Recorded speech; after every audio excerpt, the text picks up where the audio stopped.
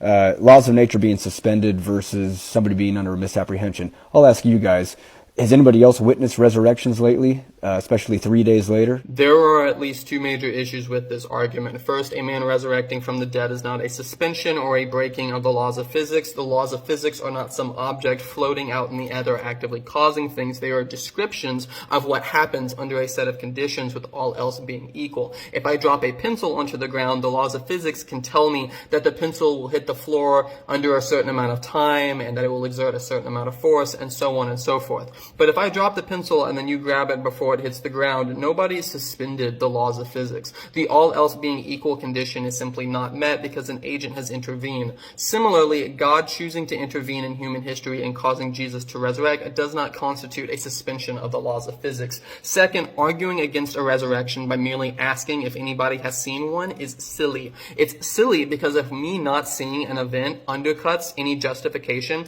for thinking it happened, I would never be able to affirm any event happened that I had not witnessed with my own eyes. Nor would I be able to affirm an event happened in which nobody was around to witness it. Nor would we ever be able to believe that an event happened for the first time, since prior to that point, everybody's experience with the world would not include that event happening. This is, however, all complete nonsense. We can believe in events even if we have never seen them happen, or even if only a few people have seen them happen, or maybe even if nobody has seen them happen. This is because when we are assessing whether or not an event happened, we have to take into account a variety of considerations. When it comes to the resurrection of Christ, even if we have never seen a resurrection, we have to take into account the numerous amounts of early testimony we have for sightings of the resurrected Lord. This brings us to our next point. Decades later, these stories coming out. The earliest written documents we know of attesting the resurrection of Christ are roughly 15 to 20 years after the death of Christ. However, these documents contain an oral tradition that are usually dated to within 3 to 5 years after the death of Christ,